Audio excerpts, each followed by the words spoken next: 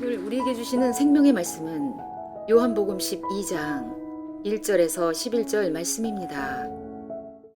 오늘 본문에 보게 되면은 예수님이 유월절 어린 양으로 십자가에 죽기 전 한 마을을 방문하게 됩니다. 그 마을은 베다니에라는 곳인데, 이 베다니는 어떤 곳인가? 우리 한번 똑같은 본문 내용인데 마가복음 14장에는 그 베다니 어떤 집인가를 소개하고 있습니다. 우리 마가복음 14장 한번 보실까요?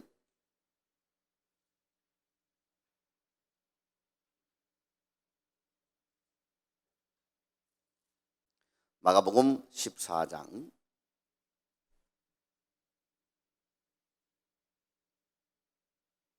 3절 말씀 한번 같이 읽겠습니다. 시작. 예수께서 베다니 나병 환자 시몬의 집에서 식사하실 때에 한 여자가 매우 값진 향유 곧 순전한 나드 한 옥합을 가지고 와서 그 옥합을 깨뜨려 예수의 머리에 부으니. 베다니 나병 환자 시몬의 집에서, 베다니의 구체적인 장소를 얘기하고 있죠. 시몬을 부를 때 그냥 부르지 않고 나병 환자 시몬이다 이렇게 부르고 있습니다. 나병 환자는 자기 집에 있을 수 있을까요? 나병 환자는 집단촌이 있죠. 우리나라로 말하면 어디가 나병 환자 집단촌이죠? 소록도, 그렇죠? 소록도. 나병 환자는 격리를 당해야 됩니다. 집에 있을 수가 없습니다. 그러니까 이 베다니는 어떤 곳이냐? 우리나라 소록도와 같이 나병 환자들이 모여 사는 집단촌이라고 할 수가 있습니다. 아니면 나병이 나아서 나은 사람끼리 모여 사는 익산 옆에 가면 삼내라는 곳이 있는데 바로 그것이 나병에 나은 분들이 모여 사는 집단촌입니다. 집회 간 적이 있는데 뭐 코도 없고 이런 분들이 와 계셔가지고 엄청 좀 당황했었는데 막 안수를 해달라고 가지고 안수를 했더니 내 손을 붙들고 막 꼭꼭 누르고 그래요. 그래가지고 이래도 내가 괜찮은가 싶기도 하고, 오는데 또 그들이 만든 계란을 또 한 차 실어주더라고. 이걸 내가 교회 가지고 가서 줘도 될까 하는, 고속도로에 놓고 갈까 많이 고민도 했던 적이 있었습니다만, 이 전염이 심한 병이 나병이잖아요. 그러니까 베다니는 어떤 곳이냐? 예루살렘 근처에 있는 이 나병 환자들이 모여 살던 곳이다 이렇게 보면 됩니다. 그러니까 나병 환자 시몬이다 이렇게 이야기하고 있는 것이지요. 그곳에서 오늘 본문에 마르다도 마리아도 나사로도 살고 있었고, 그곳에 예수님이 방문하고 그곳에 예수님을 위해서 잔치가 벌어진 곳이지요. 자, 그러면 생각해 봅시다. 이곳은 나병 환자 시몬의 집은 예수님을 위해서 잔치를 벌였다. 이 베다니는 오늘날 우리들 영적으로 비유해 보게 되면은 질병이 창궐하고 사망 권세가 가득하고 상해 소리가 나가고 통곡하는 소리가 나가고 이별의 아픔을 노래하는 장송국이 울려 퍼지는, 장송국의 마을, 빛깔로 표현하면 회색과 검은색 이렇게 표현할 수 있는 곳이 베다니지요. 그러면 이 베다니는 오늘날 죄와 사망 권세로 살아가고 있는 이 세상을 상징한다고 볼 수가 있습니다. 바로 에덴의 동쪽이지요.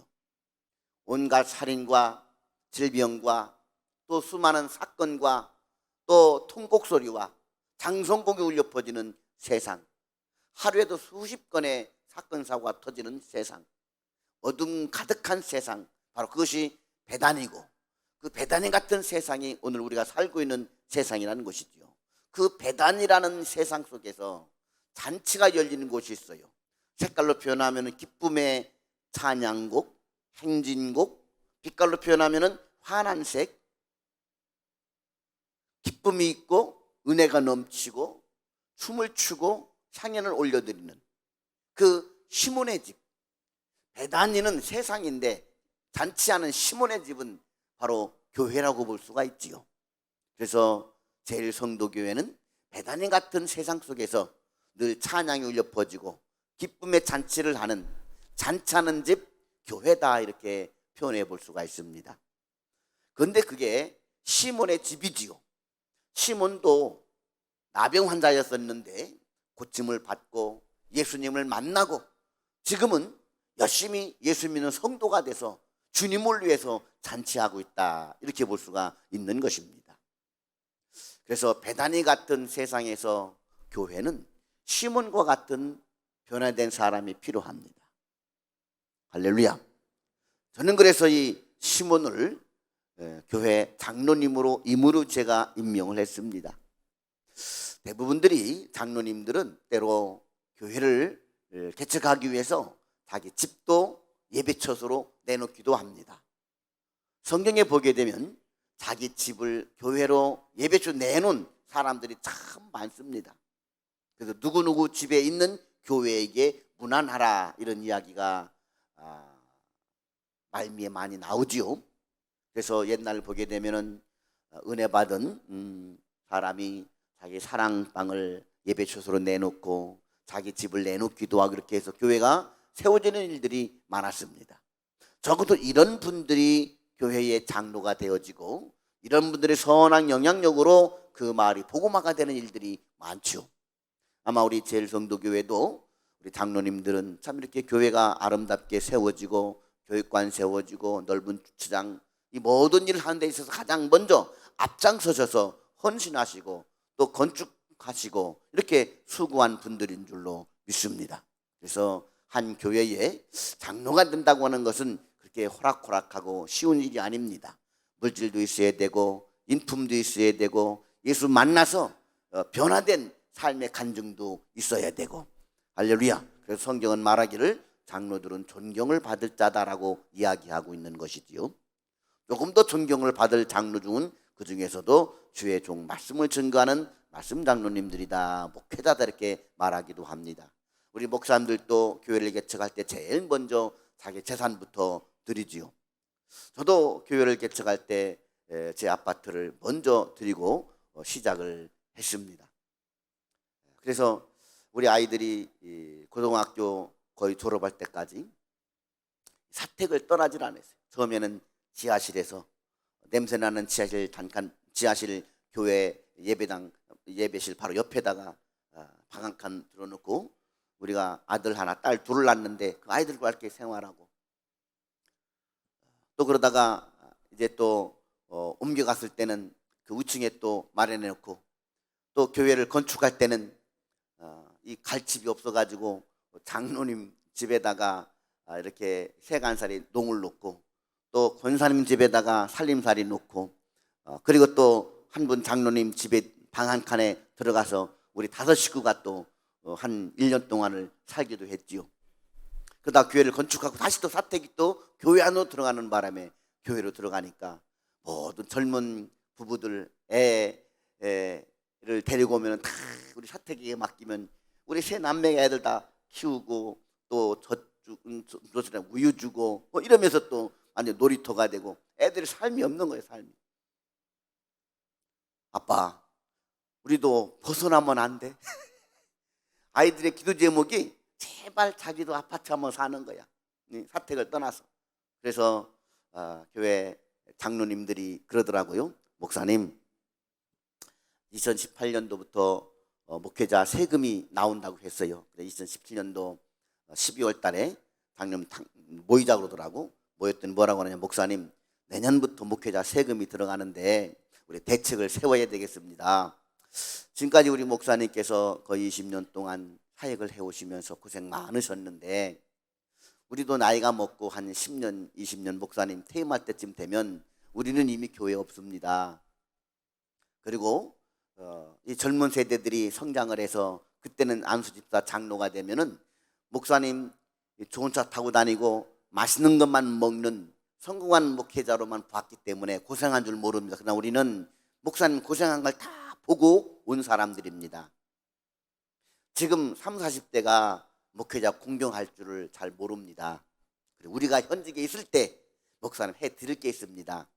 그러면서 사택을 하나 구입하십시다. 목사님 퇴임할 때 사택을 구입하면 10억, 20억은 넘어갑니다. 근데 지금은 한 4, 5억에도 구입할 수가 있으니까 이것부터 합시다. 그러는 거예요. 아이들 살만한데요. 그랬더니 목사님은 괜찮아도 사모님 불쌍하고 애기들 불쌍합니다. 상당히 고마워요. 그 일리 있는 말이기도 해요. 이래가지고 이제 퇴직금을 중간 결산해가지고 이제 아파트 하나를 이제 지원했죠. 그래서 부랴부랴 34평 아파트도 하나 이렇게 전망 좋은 곳으로 해주더라고요. 그 이사를 했어요. 근데 그게 3년 만에 10억으로 뛰더라고. 근데 제가 은퇴할 때 혈장 10억으로 과연 교회에서 아파트 하나를 사줄까? 어쩌면 사택하나 퇴직금으로 주고도 끝날 수도 있어요. 근데 그러더라고. 또 장로님들이, 목사님 중간에 해드리고 나면은요 성도들은 다 잊어버려요. 그래서 제 안위를 먼저 생각해도 장로님들 얼마나 고마운지. 그럼 나가 살았습니다. 한 1년 살으니까 아들이 이럽니다. 아빠, 성도들이 그래. 목사님이 항상 교회에서는 없으니까 뭔가 허전하다고.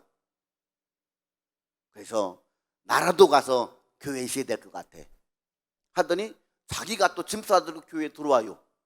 들어가 자기가 사찰 집사 하겠대. 아멘도 안 내. 또 얼마나 그래도 내가 기특한지요. 응? 그래도 내가 이곳에서 정들었어. 그 내가 이곳에서 사찰 집사, 아침에 예배당 문 열고 마지막에 예배당 문 점검하면서 내가 하나님 앞에 그래도 목회자는 안 됐어도 신학교는 안 갔어도 그래도 내가 헌신해야지. 얼마나 감사한지. 초등학교 때까지는 목회자 된다고 그랬는데 애가 상처받아가지고 자기는 목회자 못하겠대. 힘들대. 그래서 하나님의 종들의 자녀가 아버지 뒤를 이어서 목회자 된다고 하는 것은 성공한 겁니다. 너무나 귀한 거예요. 이걸 세습이라고 하도 세상에서 얘기하니까 젊은 세대는 부담이 되는 거예요. 그러나 참 대를 이어 목회한다는 것은 참 귀한 일입니다. 할렐루야. 하여튼 제가 얘기하고 싶은 것은 그거죠. 우리 장로님들 참 존경할 분들입니다. 할렐루야. 우리 교회 종들 참 사명 하나로 일평생을 살아오지 않습니까? 참 주의 종들 말씀을 증거해 주는 종들도 존경할 자로 여기라. 할렐루야. 우리 장로님들 참 존경한다고 우리 박수 한번 쳐드리겠습니다. 어제 저녁에 제가 맛있는 식사를 대접받았습니다. 우리 또 시의원을 지내신 우리 장로님께서 보니까 관악구역에 토박이 드시더라고요. 얼마나 참 세상에 나가면 의원님 존경을 받고 또 떵떵거리고 큰 소리치고 그러실 분인데도 늘 교회 나오면 마치 어린 종고같이 맨 앞에 앉으셔서 50gem도 있을 텐데 손을 들고 늘 찬양할 때 손을 들고 찬양하시더라고. 오늘 기도도 어쩜 그렇게 참 아름답고 정말 참 구구절들이 은혜가 되는 기도를 드리시는지 참 감동이 되고, 참 이런 분 맨 앞에 앉아가지고 두 손 들고 찬양하고 또 기도하고 말씀을 받으니 존경이 되지요. 그런데 우리 장로님 목사님 그러더라고요. 목사님 오늘 이 음식은 신부 미자 그러죠? 어제 사실은 쪽지를 써준 걸 와이셔츠 호주머니에 넣고 이렇게 와서 제가 우리 신부 미자 권사님 임상재 집사님을 위해서 기도를 좀 하고 이렇게 하려고 했는데 저도 치매기가 있는지 깜빡 정신 놓고 넣고는 왔는데 제가 말씀을 못 드렸어요. 제가 늘 이렇게 어디 집회를 가든 식사를 섬긴 분들은 제가 꼭 이름을 기억합니다. 기억하고 메모해놨다가 장담을 못하고 딱 한 달은 제가 기도합니다. 먹은 것에 대해서 공짜는 없잖아요. 그래서 우리 교회 성도 기도할 것도 많지만 집회 가서 꼭 식사 대접 받은 분들은 꼭 이름을 기억했다가 제가 한 달 정도는 늘 기도할 때마다 펴놓고 기도를 드립니다. 우리 신부미자 우리 권사님도 제가 꼭 드릴 거예요. 항암 치료 회복을 할 수 있도록 임상재 집사님 뇌경색 후에 회복을 잘 할 수 있도록 제가 기도를 드릴 겁니다. 할렐루야. 너무나 시간 섬겨주신 분들에게 감사하고요. 할렐루야. 늘 앞서 희생하시고 또 헌신하시고 섬기시는 우리 장로님, 또 장로님들의 도움을 받아 온 정열을 다해서 온 생애를 다 내놓으시고 우리 담임 목사님, 제가 가장 존경하는 선배 목사님, 전국을 다니며 붕괴도 하시고 영혼을 살리시고 참 열정이 탁월하시지 않습니까? 전에 있던 교회 개척할 때도 전 재산을 다 드리고 아파트를 다 드려서 예배당을 건축하고, 참 이런 헌신, 이건 바로 하나님을 향한 우리의 마음이지요. 이렇게 앞서 헌신하신 지도자들 위해서 늘 감사하고 존경하고 함께 그 지도력을 따라갈 때 교회는 더욱 부흥할 줄로 믿습니다. 두 번째로, 교회는 어떤 분들이 필요하냐. 오늘 본문 말씀 다시 요한복음 12장에 와보게 되면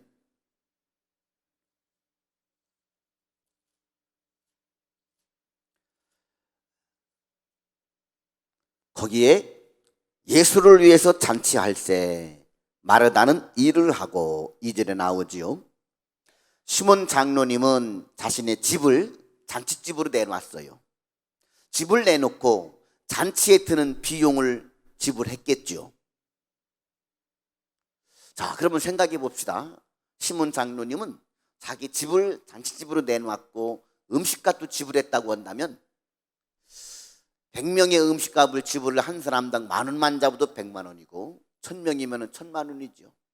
교회도 주기적으로 잔치가 벌어지죠. 전도잔치도 있고 수수감사절 잔치도 있고 부활절 잔치도 있고 주년주일 잔치도 있고, 이런 잔치 때마다 교회도 큰 잔치를 벌입니다. 선물도 준비하고, 때로 교회 재정으로 할 수도 있지만 이번 부활절 잔치는 우리 장로회에서 하자, 아니면 권사회에서 하자, 이런 식으로 음식값을 내놓고 잔치를 벌이기도 합니다. 시몬 장로님은 그 마을에 모이던 모든 사람들 위해서 자기 사비를 털어서 잔치값을 준비했죠. 적어도 이런 교회 중직자 우리 장로님들은 1년에 한 번씩 정도는 성도들 한번 대접할 수 있는, 갈비탕 한 번이라도 섬길 수 있는 그런 어떤 헌신, 또 그런 섬김이 또 필요한 것을 볼 수가 있습니다. 그런 분들이 존경을 받고 또 앞장서서 일하는 일꾼들이 되는 것이지요. 자, 그 문제는 그런 잔치집에 일꾼이 필요하다는 거예요. 시몬 장로님은 음식을 만들겠습니까? 돈은 지불했어도. 그럼 누가 잔치를 하느냐? 동네 아주머니들이 와가지고 이제 과방도 보고 하면서 전도 붙이고 하면서 일을 하지요. 교회도 일하는 권사님들이 필요합니다. 그래서 저는 마르다를 권사님으로 저는 임명을 했습니다. 며느리도 보고 손주 며느리도 보고 주방을 은퇴할 나이임에도 불구하고 교회에 와서는 손에 물에 손 담그는 그런 권사님들의 헌신이 있지요. 허리가 구부러져서 일도 할 수 없는데도 늘 걸레 들고 의자를 닦고 청소하는 권사님들의 모습, 하나님의 성전만큼은 내가 해야지 하면서 앞장서서 봉사하는 분들, 이분들은 젊어서부터 그렇게 일해온 분들입니다. 그럼에도 불구하고 교회 봉사하고 섬기는 일들을 누구에게 미루지를 않는 그런 열정들이 있는 분들이 권사님들이지요. 아마 우리 제일성도교회도 아마 권사님께 앞장서서 늘 굳은 일 다 하고 계신 줄로 믿습니다. 우리 또 권사님들을 위해서도 우리 한번 박수 한번 쳐드리겠습니다. 주방에 일하는 분들 보면은 대부분들이 거의 60이 넘은 분들일 거예요. 그분들은 30대부터 일해온 분들입니다. 근데 지금 30대는 그런 일들 잘 못해요. 우리 제일성도교회는 건물이 많고 해서 청소하는 분량이 많죠. 대부분 어떤 교회들은 외부 청소단체에 외주를 주던데, 우리 제일성도교회는 어떻게 청소 외주 주고 있나요? 아니면 우리 성도들이 하고 있는가요? 예? 그래서 권사님들이 그러더라고. 너무 청소하기가 힘드니까 우리 성전을 다시 짓자. 깨끗하게. 그냥 신식 로봇 청소기만 놓으면 다 청소하고 다니는. 옛날 구선정들은 그렇게 구조가 안 돼가지고 못하니까 청소하기 위해서라도 성전 다시 이런 운동을 벌이던데, 야, 이렇게 오래된 성전을 로봇 청소 갖다 놓을 수도 없고 다 손으로 해야 될 일입니다. 또 건물마다 떨어져 있도 보면은 이런 성전을 청소한다는 게 보통 일이 아니에요. 그런데 이걸 우리 성도들이 다 하고 있다? 외주도 안 주고? 야, 이건 정말 칭찬받을 일입니다. 우리 교회도 연말 공동유회 때만 되면, 또 연말 재직회 당연하게 되면 늘 거론되는 대두되는 첫 번째 상의할 제목이 뭐냐면은 청소 문제입니다. 목사님, 우리가 청소비를 낼 거니까 외주 줍시다.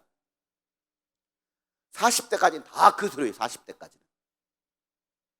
그런데 50대는 중간입니다.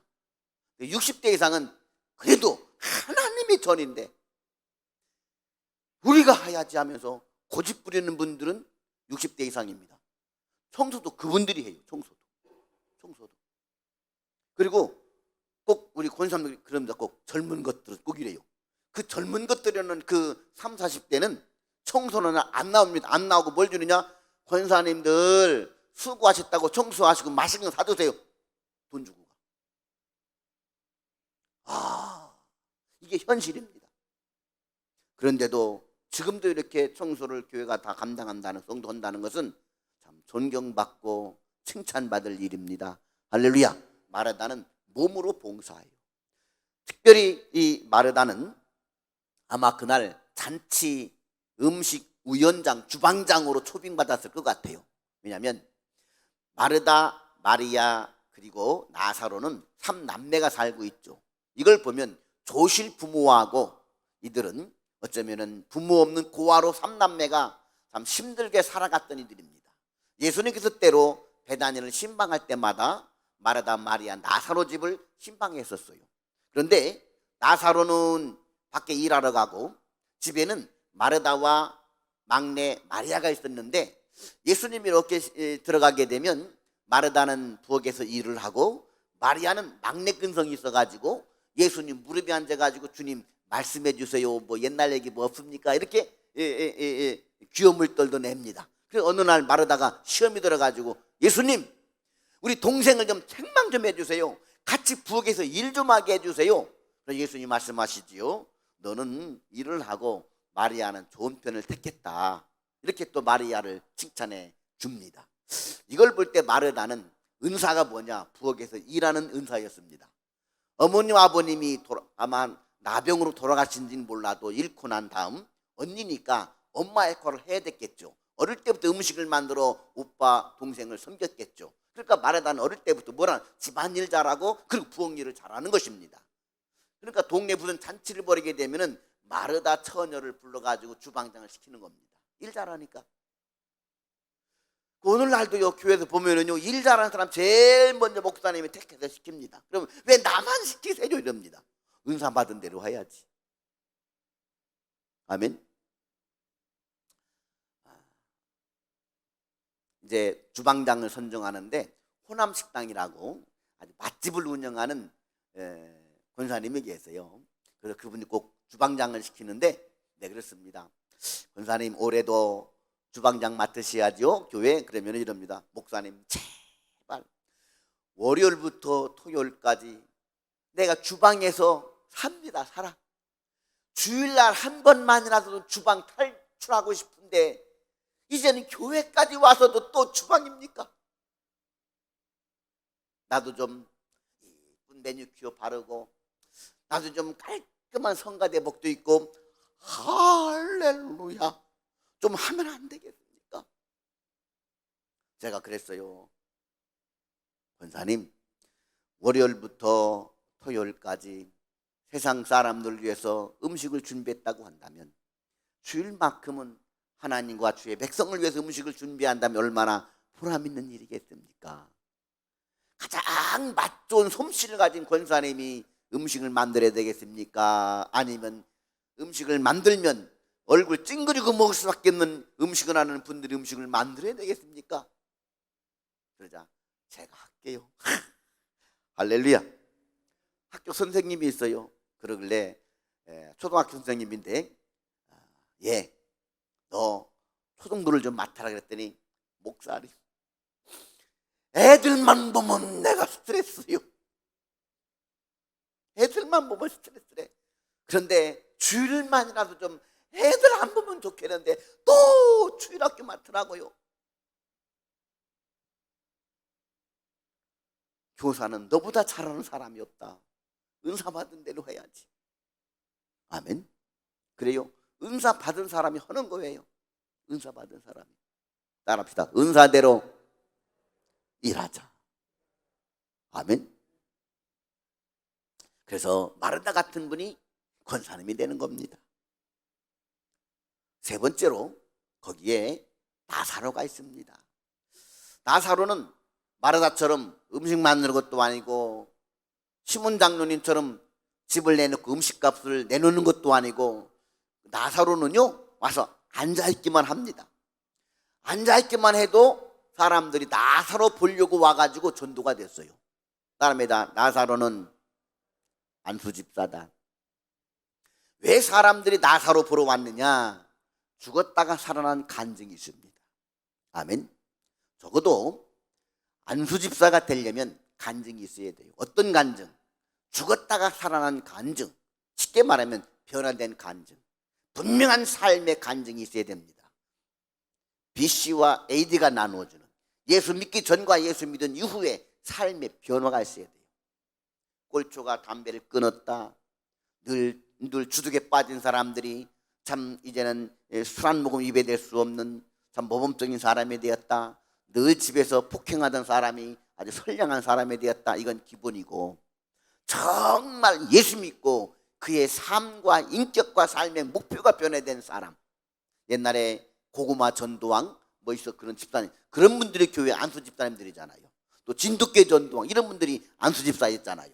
이렇게 안수 집사님들은 분명한 삶에 변화된 간증이 있어야 되고, 이 간증이 있을 때 전도문이 열리게 되는 것입니다. 그런 사람들이 교회에 와 앉아있기만 해도 야, 저런 사람도 변화가 되었네. 사람들이 놀래고 우리 남편도 저런 분처럼 변화되어야 되겠다 싶어가지고 사람들이 남편을 데리고 교회 나오는 역사들이 있죠. 오늘 본문에도 사람들이 나사로를 보려고 왔다가 예수 믿게 되는 걸 볼 수가 있습니다.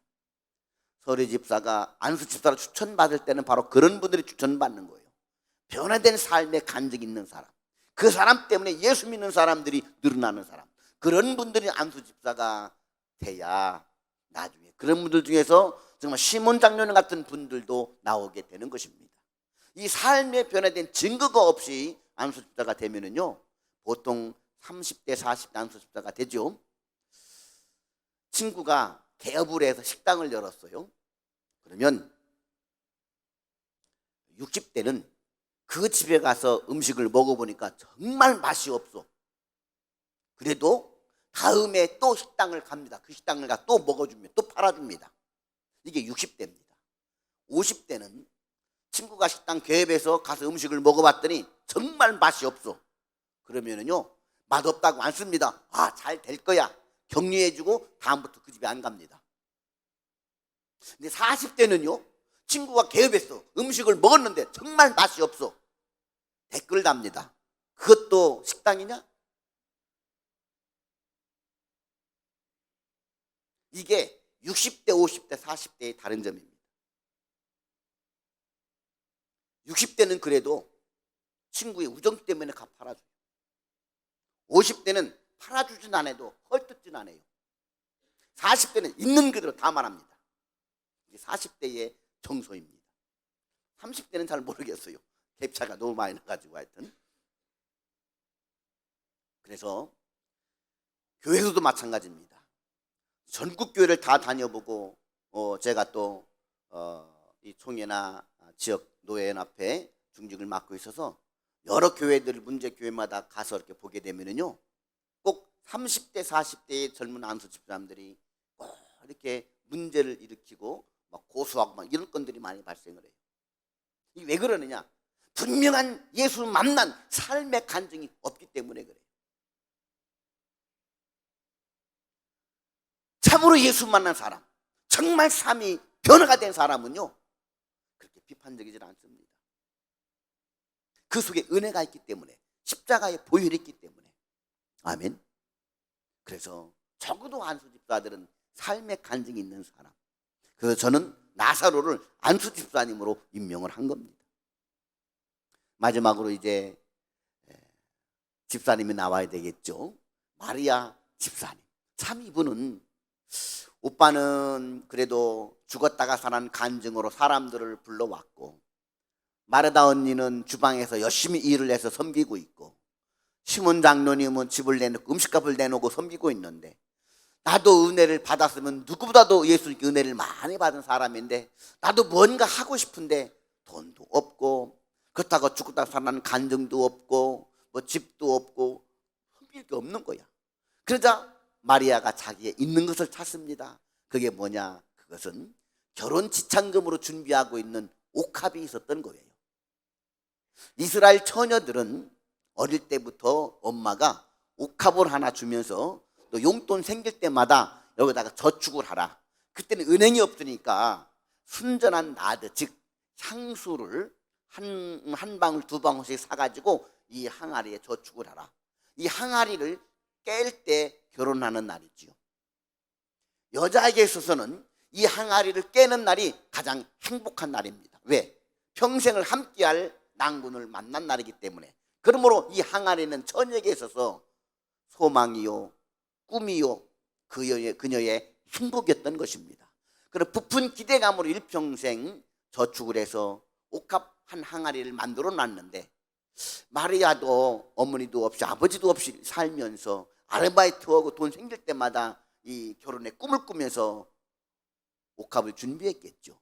장롱 속에 깊이 숨겨져 있는 소녀의 꿈과 희망이 담긴 그 옥합 상자가 기억이 나서 그걸 가지고 와서 예수님께 단박에 깨어서 부어 드립니다. 이걸 보고 가룟 유다는 허비했다.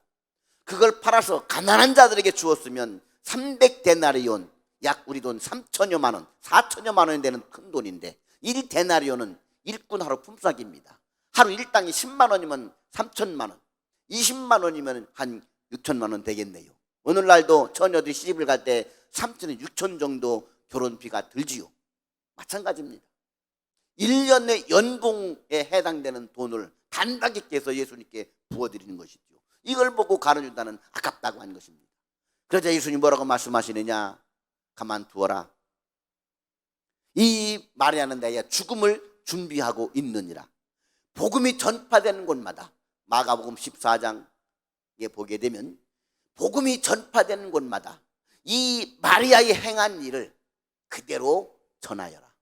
쉽게 말하면 오늘도 부흥하고 있죠. 복음을 전하러 왔죠. 복음이 전파되는 곳마다 이 마리아의 이 행동과 삶도 간증을 하라는 것입니다. 이 얘기는 뭐냐? 교회에는 이런 마리아와 같은 헌신하는 사람이 필요하다는 것이죠. 이런 사람이 여자 권찰을 거쳐 집사가 되는 것입니다. 젊은 여집사의 헌신, 오늘날도 이런 헌신의 여인이 필요합니다. 아마 우리 제일성도교회도 아마 이런 헌신의 여인들이 많이 있을 줄로 믿습니다. 우리 교회에 청년인데 주일 예배만 나오고 1년 정도가 됐는데도 주일 예배만 나오고 청년의 활동도 안 하고 하는 청년 자매가 있어서 대신방 때 우리 신방 전사님 보고 그 청년의 집도 신방합시다. 그랬더니 신방을 잡았더라고요. 신방을 딱 갔더니 구미에서 올라온 아가씨인데, 우리 교회가 위치한 곳에 큰 공장이 삼립방이라고 하는 그 공장에 공원으로 다니면서 있는 자매더라고요. 그래서 왜 주일 예배만 드리고 그냥 가느냐 그랬더니 자기 얼굴이 못생겨서 그렇대. 내가 보니까 이쁜데 왜 얼굴이 못생겼다고 생각하느냐 그랬더니 자신의 상처를 이야기합니다. 사실은 7년 동안 사귄 남자가 있어서 결혼하려고 하는데 그 남자가 뭐라고 얘기하면은 도저히 결혼 못하겠다. 날짜까지 다 잡아놨는데 못하겠다고 그러더래. 왜 못하니? 그랬더니 3가지 이유를 대더래. 첫째는 너 정말 못생겼다. 일평생 내 얼굴을 보고 살려는 자신이 없다. 두 번째는 그러지 말고 진짜 얘기해봐 그랬더니 두 번째는 네 집 가난하잖아. 너의 집 가난하잖아. 요즘 처가댁 덕 보고 사는 사람들이 많은데 아무래도 너희 집이 가난해서 부모님이 많이 반대한다. 참 마음이 상했겠죠. 뭐 또 없니? 물어보니까 세 번째가 있대. 그게 뭐냐? 그랬더니 나는 대학 나왔고 너는 고등학교밖에 나오지 못했잖아. 자녀들 교육을 생각할 때 넌 아닌 것 같아. 대화가 안 통할 것 같아. 그래서 안 되겠어. 얼굴 못생긴 것, 고등학교밖에 안 나온 것, 부모님이 못 사는 것. 이렇게 남자친구가 결혼할 남자 얘기하는데 어찌 붙들겠냐는 거야. 상처를 받고 이 이야기를 부모님께 했다가는 부모님이 넘어질 것 같아가지고 얘기도 못하고 그냥 자기가 싫다고 해서 결혼을 파혼시키고 그리고는 동네 창피해 못 살고 상처받아가지고 올라온 거야. 예수 믿는 처녀입니다.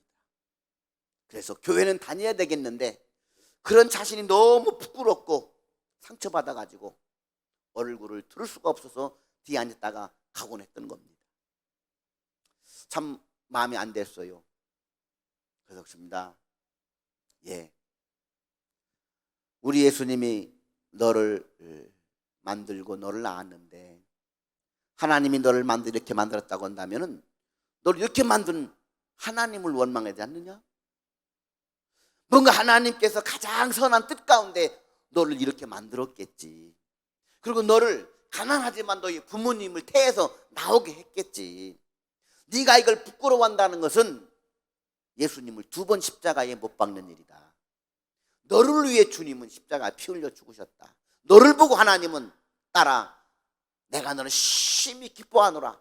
하나님이 기쁨의 존재 너를 만들고 창조했는데 네가 그런 너의 자신을 부끄러워하고 네가 그것을 절망한다고 한다면 너를 위해 십자가에 죽으신 우리 예수님을 두 번 죽이는 일이다. 창조주 하나님을 우습게 만드는 일이다. 그건 죄다. 그들이 청년이 깨닫더라고요. 그러면서 얼굴 못생겨도 자랑스럽게 들고 다니겠습니다. 내가 예수님을 두 번 십자가에 못 박는 일은 하지 않겠습니다. 회개하는 겁니다. 그러면 교회 나와라. 그리고 봉사도 해라. 너 교회에서 뭐 했었니? 그랬더니 교사했었대. 그러면 당장 교사를 해라. 그래서 교사로 임명했어요. 근데 이 청년이 뭐라고 얘기하느냐? 목사님, 저에게 바늘 떼주지 마세요.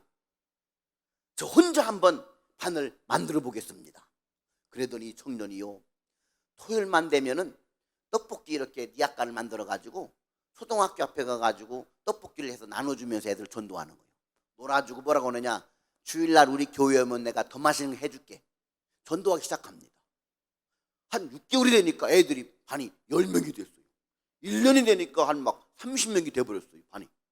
그리고 다음 학년 때는 또 다른 선생님 띄워줘 이렇게. 근데 애들이 안 가 띄워줘도. 그러던 어느 날 이 청년이 병원에 입원했다는 소리가 들려요. 주일학교 아이들을 위해서 떡볶이를 만들고 여름 성경학교 준비하느냐고 며칠 동안 잠을 못 자다가 월요일날 출근을 했는데 한립방 공장에 이렇게 뭐 이렇게 하다가 이 장갑이 기계 속으로 끼어 들어간 거야. 깜빡 졸다가. 그래서 기계 속으로 오른손 엄지, 검지, 중지가 다 박살내 났어요. 아작이 나가지고 두손병원이라고 안산에 보면은 아주 잘 하는 그런 병원에 거기에 입원했대. 가서 보니까 엑스 찍어볼까 제가 막 기절했어요. 너무 험해가지고 손이. 제가 하나님 앞에 좀 이렇게 원망이 되더라고. 하나님, 이렇게 헌신하는 자매님 왜 이런 꼴을 당하게 합니까? 그리고 되게 미안해요. 시험 들 것 같아가지고 조심스럽게 갔더니 이 청년 뭐라 하냐? 목사님, 내가 시험 들까 막 걱정하지요. 내가 며칠 동안 잠 못 자고 봉사하다가 이 꼴 당했더니 하나님 원망할까 봐 혹시 미안해하고 걱정하는 눈치 같은데? 이러면서 웃어요. 그래 맞아. 그랬더니 목사님, 걱정을 나 시험 들지 않았어요. 나는 너무나 오히려 하나님 앞에 감사해요. 주님께 가지고 갈 흔적이 생겼잖아요. 흔적이. 그 말 듣는데요, 내가 막 사모가 눈물이 뻥쳐졌어요. 괜찮으냐? 형진아, 너 괜찮으냐? 괜찮아요.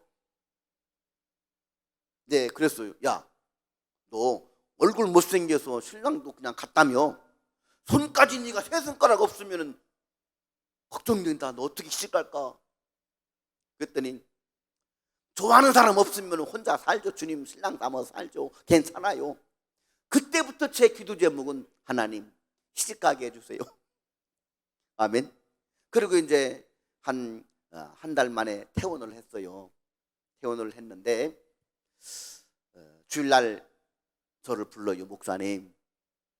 그러면서 봉투 한 날 내놔요. 이게 뭐냐 그랬더니 이번에 제가 보상을 받았어요. 보상을. 회사에서 제시어더래. 너 회사 계속 다닐래? 아니면 보상을 받고 회사를 다닐래? 아니면은 더 보상을 받고 너 회사를 나갈래? 산재 처리를 하면 회사를 나가야 되고, 산재 처리 안 하고 보상 받으면 그냥 회사 다니는 조건이었대. 자기는 회사에서 다니려고 산재 처리를 안 받기로 했대. 얼마나 착해요. 산재 처리 받으면 회사 데미지가 있나 봅니다. 근데 얼마를 받았느냐? 너무 하더라고. 새 손가락이 아닥났는데 750만 원. 예, 나한테 미리 얘기라도 하지. 7,500밖에. 내가 졸아서 잘못해서 그랬는데요. 너무 착해, 애가. 착해. 내가 잘못해서 그러는데요. 어쩔 수 없습니다. 그러면서 근데 이걸 그랬더니 제 손가락이 이렇게 되고 받은 예물인데, 돈인데 나를 위해 쓰기에는 너무 귀한 거예요. 그래서 하나님 위해 쓰고 싶다고. 이걸 내놓는 거예요. 이걸 내놓는 거예요.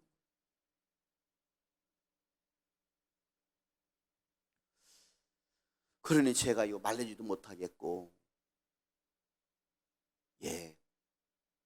500만 내라. 250은 떼서 고향에 좀 다녀와라. 고향에. 너 말도 하지 안 했지 부모님께? 예. 너가 도망 나와서 얼마나 너희 아버지 엄마가 너를 기다리겠니? 500만 하고 나머지 250만 원 내가 가지고 부모님 선물 좀 사드리고 좀 휴가 받아가지고 부모님과 좀 함께 있다 와라. 그렇게 했어요. 그랬더니 얘가 내 말을 순종와서 부모님을 찾아뵙대. 있는 얘기 다 했다는 것입니다.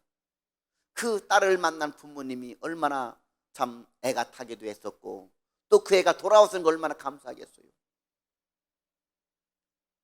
이렇게 해서 이제 수습이 됐습니다. 그 이후로 또 그 조막돈을 가지고 또 아이들을 섬기는 거야. 어느 날 송구영신 예배 드리는데 웬 청년 하나를 데리고 왔어요. 목사님, 나를 좋다고 따라한다는 청년인데 괜찮은가 보세요. 그래서 제가 이렇게 보니까 야, 너 좀 걸어봐라 그랬어. 왜냐하면 뭐가 좀 불구인지 알고. 그랬더니 멀쩡해요. 예, 너 손 좀 들어봐라. 손 다 들어요. 너 사진 멀쩡하다. 거긴 이상 없지? 예. 너 예수 믿을 거냐? 너무 이 아가씨 좋아서 내가 예수 믿기로 했어요. 그래, 내가 조금 지켜보마. 근데 야, 너 형진이가 손 없는 거 아니? 알아요. 근데 좋으냐? 거기에 반했어요. 애가요. 학교 앞에서 이 불구 손으로 떡볶이하고 막 풍선아트 해가지고 아이들을 정말 근심 없이 놀아주는 그 모습이 천사와 같았대. 자기는 아버님이 없이 어머니 한 분 모시고 사는데 이 아가씨라고 한다면 우리 어머니 무시하지 않고 섬길 것 같은 고운 성품의 아가씨라는 확신이 들었대. 그래서 나는 이 아가씨가 좋다고 왔어요. 그래서 결혼을 약속했는데 야, 이 청년 집이 두 채야. 어머니 아파트 한 채, 자기 아파트 한 채. 뭐 거기에 도장 잡힌 거 없냐? 없어요. 너 집이 있구나. 직장은 저 든든한 직장이 있어요. 연봉 얼마 받냐? 7천만 원이요. 굶지는 않겠구나. 그래서 제가 이제 결혼 주례를 서줬는데 신혼여행을 보내는데 애들이 공항을 안 가고 다시 왔어요. 이게 뭐냐 그랬더니 황진이가 신혼여행 못 가겠대요. 왜? 싸웠어 그랬더니 그게 아니라요. 우리 목사님, 사모님 지난번에 성지순례 노회에서 가는데 돈만 내고 못 가셨어요.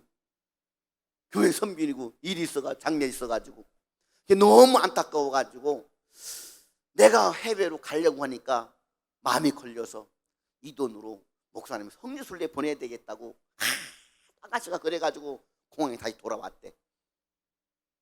그래서 또 봉투 하나 내놓는 거요. 목사 사모님 성지순례 다녀오라고. 알았다. 내가 갈 테니까 신혼여행은 가라. 그래 애도 생길 것 아니냐. 그래가지고 다시 달래가지고 신혼여행을 보냈는데 나중에 이 아가씨 또 청년이 다시 또 헌금을 해서 굳이 저를 또 성지순례 보내주더라고요. 하나님 기도해서 하나님 신혼여행 가서 잉태케 하옵소서 기도했죠. 그랬더니 새 아들을 낳았어요. 지금도 새 아들을 초등학교 다니는데 이 청년과 이 색시가 얼마나 사이가 좋은지 지금도 주일학교 교사를 하고 있습니다. 할렐루야. 결혼도 못할 것 같았던 이 청년이 이렇게 하나님 앞에 결혼도 해서 애들 낳고 가정을 이루고 지금은 자신의 친정 부모님을 다 데리고 올라와서 함께 아파트에 모시고 신앙생활하고 있습니다. 가족권도 다 시키고 행복하게 살고 있습니다. 할렐루야. 전 이거를 보면서 느끼는 것이 뭐냐, 그래 복음만 제대로 들어가도 정말 하나님 앞에 헌신하고 하나님은 그런 아가씨를 그냥 두지 아니하시고 가정도 이루게 하시고 상처도 다 싸매주시고 회복시켜주시고 누구보다도 행복한 가정을 이루어 살게 하시는구나. 저는 이걸 체험했습니다. 우리 사랑하는 제일교회 성도 여러분, 우리들의 자녀들도 염려될 자녀들이 있을 거예요. 결혼이나 할까, 가정이로 잘 살까 걱정하지 마십시오. 내가 축복의 통로가 되고 내가 하나님 앞에 이렇게 교회에 충성된 일꾼만 잘 돼도 하나님이 반드시 여러분들에게 가장 좋은 것들로 채워주실 줄로 믿습니다. 그래서 베다니에 있는 시몬 장로님의 교회의 일꾼들, 장로님, 권사님, 안수집사님, 집사님까지 세웠으니 재직회가 다 구성이 됐죠. 올 연말에도 이와 같은 시몬 장로님 같은, 마르다 권사님 같은, 나사로 안수집사님 같은, 마리아 집사님 같은 분들이 함께 은사대로 봉사하며 또 낸 일꾼들로 세워지는 귀한 교회가 될 수 있기를 주님의 이름으로 축원합니다.